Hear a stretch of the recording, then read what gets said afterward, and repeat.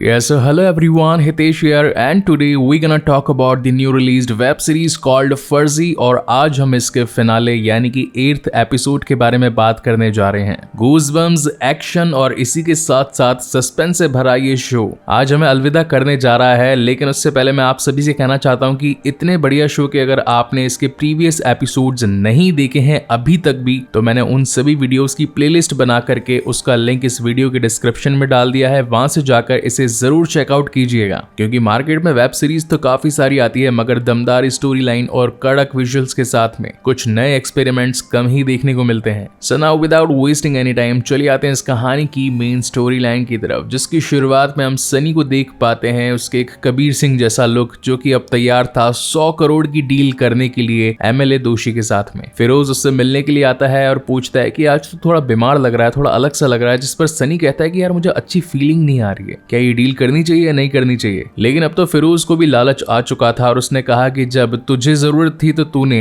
इन सभी कामों को किया और आज जब हमें जरूरत है, मुझे जरूरत है, तो तू मना कर रहा है, ये डील तो होकर ही रहेगी। जिसके बाद सीन शिफ्ट होता है कोर्ट में, जहां हम देख पाते हैं कि डाइवोर्स फाइनलाइज होने वाला था, क्योंकि लास्ट टाइम जज ने डेट्स दे दी थी कि इस मुकदमे को अगली तारीख को देखा जाएगा। तो आज यहाँ पर माइकल गिल्टी फील करते हुए अपना फ्लैट अपनी बीवी के नाम कर देना चाहता था, जबकि उसकी बीवी कहती है कि नहीं माइकल, उसमें तुम्हारी कमाई और तुम्हारा पैसा और मेहनत लगी है, मैं उसे ले नहीं सकती। खैर वो फ्लैट तो माइकल के नाम ही रह जाता है, मगर इन दोनों का डाइवोर्स हो जाता है। जिसके बाद सीन दिखाया जाता है नानू और सनी की तरफ। बचपन में सनी की माँ उसे भात खिलाया करती थी और उसके नानू ने भी आज यही बनाया था। खैर उनकी भूलने की बीमारी थी, तो वो ये भूल चुके थे कि सनी नकली नोटों की छपाई का काम करता है, मगर फिर भी कहते हैं ना कि कॉन्शियस माइंड में कुछ ना कुछ चलता ही रहता है। जिस पर वो सनी को पूछते हैं कि मुझे लग रहा है कि तू कुछ गलत काम जरूर कर रहा है, जिस पर सनी कहता है कि हाँ नानू, गलत तो होता ही रहता है, खैर मैं अब सारे काम सही कर दूंगा, आप टेंशन मत लीजिए। क्योंकि सनी ने डिसाइड कर लिया था कि ये डील उसकी आखिरी डील होगी और उसके बाद में वो ये सारा काम छोड़ देगा। वहीं सीन शिफ्ट होता है एंटी काउंटर फीटिंग टीम की तरफ, जो कि इस वक्त पूरी प्रिपरेशन में थी दोषी के साथ डील होने पर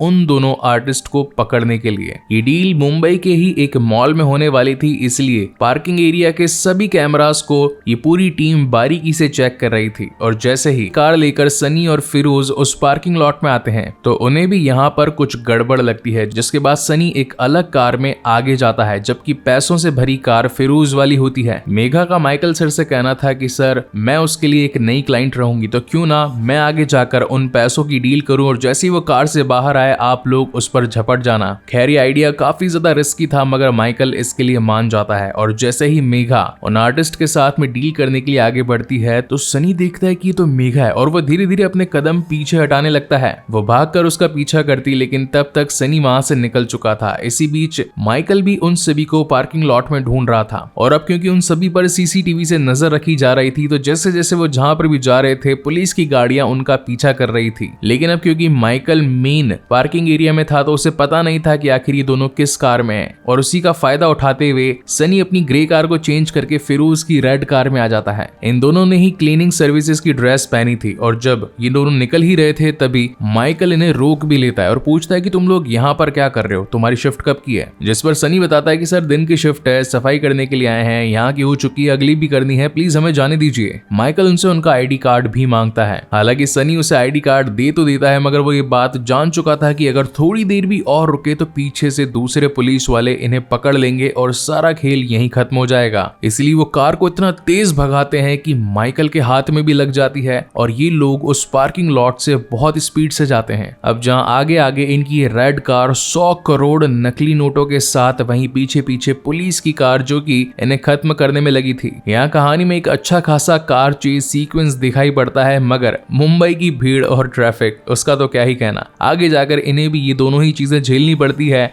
और इनकी कार रुक जाती है। सिचुएशन आउट ऑफ कंट्रोल हो चुकी थी, क्योंकि ये ना तो आगे जा सकते थे और ना ही पीछे जा सकते थे, जबकि पुलिस वाले अपनी कार से उतरकर इन्हें पकड़ने ही वाले थे। इसी बीच इन्हें बहुत ही अच्छा आइडिया आता है। जैसे ही सिग्नल खुलता है ये सभी अपनी गाड़ी में पड़ा 100 करोड़ धीरे धीरे करके बाहर निकालने लगते हैं। अब इंडिया की पब्लिक तो जहां नोट गिरेगा वहीं वो आदमी उसके ऊपर भी गिरेगा, तो सारे नोटों को उठाने के लिए वहां की पब्लिक झूम उठती है और इसी बात का फायदा उठाकर सनी और फिरोज मौका पाते ही वहां से निकल जाते हैं और माइकल के हाथ आते आते आते ये दोनों चोर फिसल चुके थे। यहाँ गहलोत जी पर सीन शिफ्ट होता है जो कि हर वक्त माइकल को गालियां ही देते रहते थे और इस बार भी सेम चीज होती है, मतलब अगेन गालियां पड़ती है। तो माइकल कहता है कि सर छूट तो गया आज हमसे, मगर मेरे पास एक आइडिया है। ये बात तो हमें मालूम है कि इसके पीछे मंसूर दलाल का हाथ है, तो क्यों ना हम हर न्यूज चैनल पर मंसूर दलाल की इमेज लीक कर दें, उसे बदनाम कर दें और ये फैला दें कि जो भी इसे ढूंढ कर लाएगा हम उसे इनाम देंगे। और अब होना क्या था, इस बात को सुनकर तो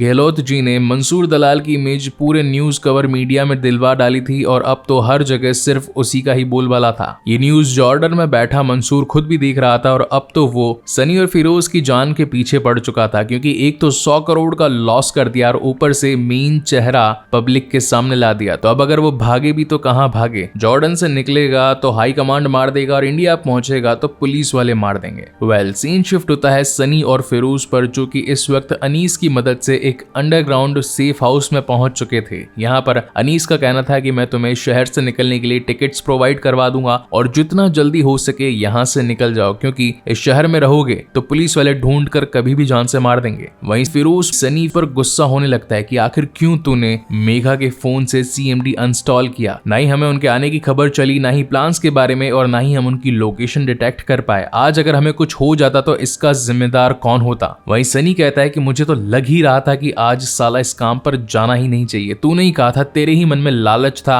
और इस वजह से हम यहाँ पर आए। खैर अब जो भी हो, इतना रायता फैलाया है उसे वापस सही तो करना ही होगा। इसी बीच वो जमाल को कॉल लगाकर बताता है कि हम इस वक्त एक सेफ प्लेस पर हैं। तो जमाल कहता है कि हाँ यार, मंसूर भी तुम्हें काफी टाइम से ढूंढ रहा है, वो तुम्हें कहीं और शिफ्ट कर देगा, तुम्हारी जान बचा देगा। मैं तुझे एक लोकेशन दे रहा हूँ, चुपचाप वहां आ जा, मेरा वेट कर, मेरी टीम वहां पर आकर तुझे वहां से ले जाएगी। खैर चालाक सनी को उसकी बातों से समझ आ चुका था कि अब मंसूर उनके साथ कोई ना कोई तो गड़बड़ करने ही वाला है, इसीलिए वो अपने कुछ दोस्तों को कॉल लगाता है। जिसके बाद सीन शिफ्ट होता है जॉर्डन में और हम देख पाते हैं सायरा को, जो कि इस वक्त मंसूर दलाल से बीच रोड मिलने के लिए आई थी। मंसूर उसकी गाड़ी में आकर बैठता है तो सायरा उसे बताती है, हाई कमांड तुमसे काफी ज्यादा खफा है, अगर अपनी जान बचाना चाहते हो तो यहाँ से जितना जल्दी हो सके निकल जाओ। जिसके बाद अगेन मंसूर अपनी गाड़ी में आता है और जीतू काका को कहता है कि अब हमें सनी और फिरोज का किस्सा खत्म करना होगा, क्योंकि वो लोग हमारे बिजनेस के बारे में बहुत कुछ जान चुके हैं जो कि आगे चलकर हमारे लिए एक खतरे की घंटी बन सकता है। इसलिए अभी मुंबई जाओ और उन दोनों को खत्म कर दो। जिसके बाद सीन शिफ्ट होता है जमाल पर, जो कि इस वक्त सनी और फिरोज को लेने के लिए आया था और गाड़ी में जीतू काका भी बैठे थे। फ्रंट गाड़ी में ये सभी बैठे थे और कुछ गाड़ियां पीछे और आ रही थी। सनी समझ जाता है कि जो हाल उस मुखबिर का हुआ, जो कि पुलिस वालों को इनके खिलाफ सीक्रेट इन्फॉर्मेशन दे रहा था, हो सकता है कि ये अब हमें भी मार डाले।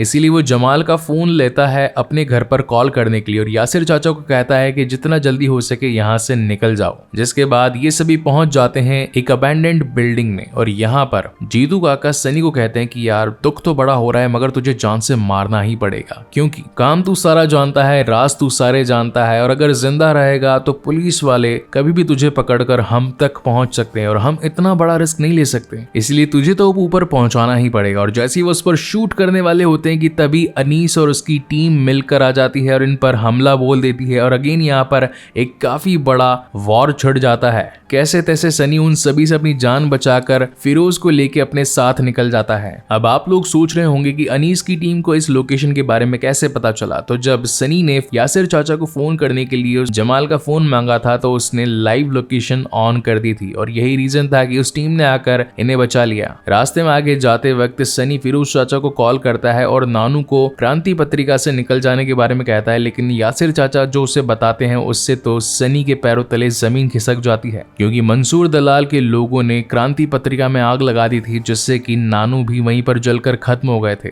ये दोनों ही इस वक्त उसी सेफ हाउस में वापस आ चुके थे और अब इन दोनों की टिकट थी मुंबई से निकल जाने के लिए। जहां एक तरफ फिरोज सनी को कहता है कि मुझे तेरी बात माननी ही नहीं चाहिए थी, देख अब सब कुछ खत्म होने वाला है और हमें यहाँ से निकलना पड़ेगा, अगर हम यहाँ से निकले नहीं तो मंसूर के लोग कभी भी आकर हमें जान से मार डालेंगे। जबकि सनी का कहना था कि मुझे अपना एक छूटा हुआ काम पूरा करके आना है, तू जा, तू रेलवे स्टेशन पर मेरा वेट करना, मैं अपना काम खत्म करके फटाफट से तेरे पास ही आ जाऊंगा। अनीस ने उसकी रक्षा के लिए उसे एक गन दी थी और वो उसे अब लेकर निकल पड़ता है। यहाँ सीन शिफ्ट होता है पुलिस डिपार्टमेंट में और सीसीटीवी में सनी की एक धुंधली इमेज कैप्चर हो चुकी थी, जिसे ये सभी पुलिस वाले मिलकर और क्लियर करके रेजोल्यूशन बढ़ा रहे होते हैं ताकि उस क्रिमिनल का पूरा फेस दिखाई दे जाए। यहाँ सीन शिफ्ट शिफ्ट होता है उस गोडाउन में जिसमें अभी भी हजारों करोड़ों नकली नोट पड़े थे। पहले जहां जमाल सनी का पीछा कर रहा था उसे मारने के लिए, अब खुद सनी उसके सामने आ चुका था। वो उसे समझाता है कि भाई तू मेरा दोस्त है, मैंने माना मंसूर के कहने पर तुझ पर बंदूक तानी थी, मगर ये तो नहीं ना कि तू मुझे जान से मार देगा। खैर सनी उसकी एक नहीं सुनता, ठाए ठाए 2 गोलियां ठोक देता है। गोली की आवाज सुनते ही गोडाउन में मौजूद सभी गुंडे आकर सनी पर हमला बोल देते हैं, मगर सनी की आंखों में क्रोध की ज्वाला थी और वो एक एक करके उन सभी को मार देता है। जिसके बाद बारी आती है जीतू काका की, मगर वो उसे मारता नहीं है। वो उसकी आंखों का स्कैनर लेकर सबसे पहले नोटों वाली तिजोरी खुलवाता है जिसके अंदर नकली नोट पड़े थे। उसी वक्त काका के फोन पर मंसूर का कॉल आता है जिसे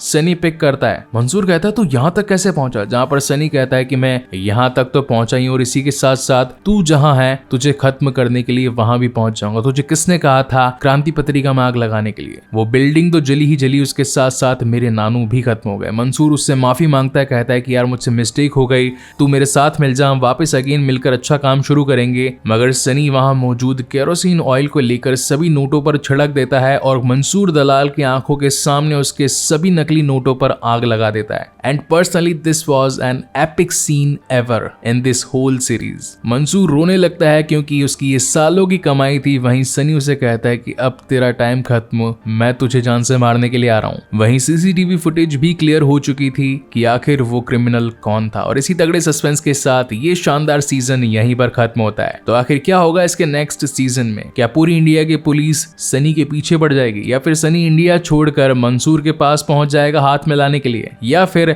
हाई कमांड मंसूर से पहले सनी को ही खत्म कर देगा? तो इन सभी सवालों के जवाब पाने के लिए बने रहिए मेरे साथ, क्योंकि इसका जब सेकंड सीजन आएगा तो मैं उसे भी एक्सप्लेन करूंगा। सो तब तक के लिए keep watching and stay safe and thank you so much guys for watching this video. मिलते हैं अगले वीडियो में।